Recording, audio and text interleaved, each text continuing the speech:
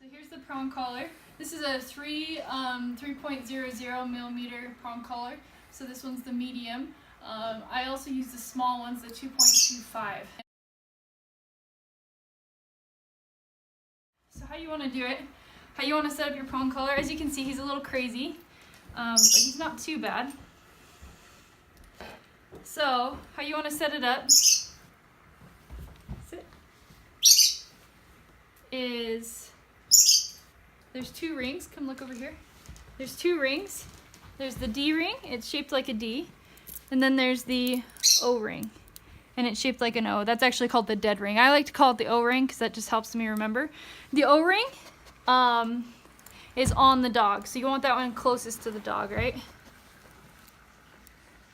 And then the D ring is right there. So the D ring is the one that you're gonna hook your leash to,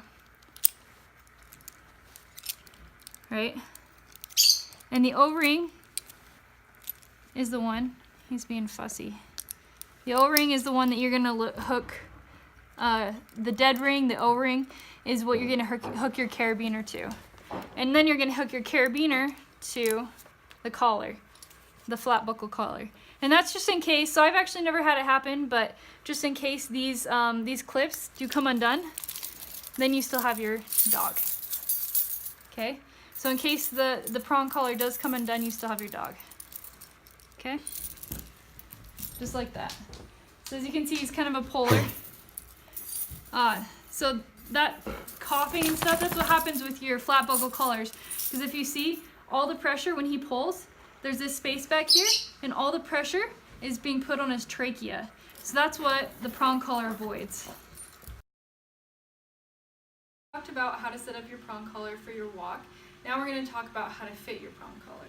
So I have this dog here, and here's the prong collar. So you want the prong collar high up on the neck.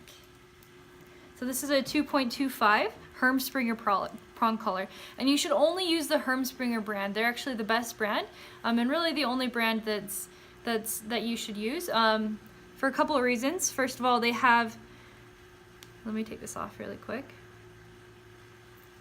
If you look here, the edges are really smooth.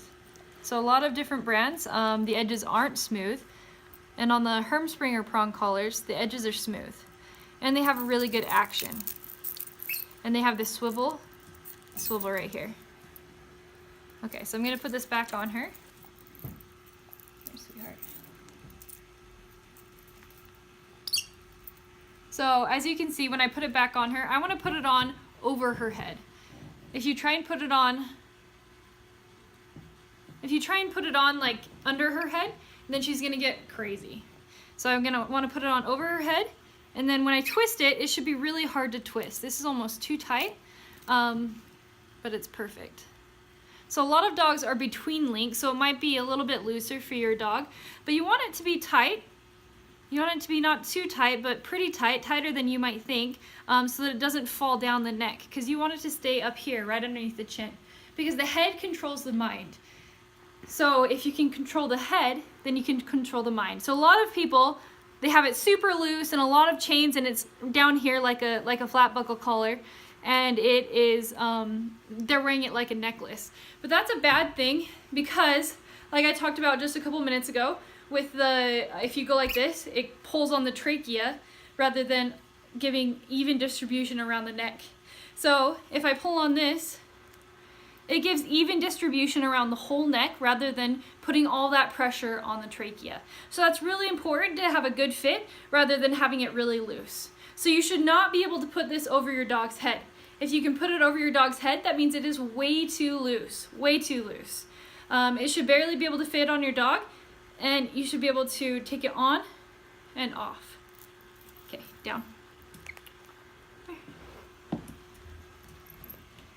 So, now I'm going to show you how to open and close these prongs. So that can be kind of difficult for a lot of people. Actually, I know it sounds easy, but it's actually not. So, to open and close the prongs, you're going to put your thumb here, and you're going to slide this up, pinch it together, and pull it out. Okay, let me do that again. So, thumb here, slide it up, so it's up like that, pinch it together and pull it out. Okay? And then to put it back in, you're gonna pinch these two guys together and push it in. So this is only the 2.25. The 3 millimeter is quite a bit harder to put in and out. So that's something that you may want to practice a few times so you can get it right. So if you're putting it in like this, if you're trying to put it in and slide it down, then that's wrong, and it's gonna come undone. It's not gonna work right. So you should need to put both in like that. So some other people actually use the center plate. I don't know if that's what it's actually called, but some people call it the center plate, and they use it to push out like that. I kind of find that really difficult for my little fingers to do. So I actually just use one of these other prongs. So that's something that you can practice, so that when you do try to put it on your dog, it's a smooth thing. So get her ears out of the way.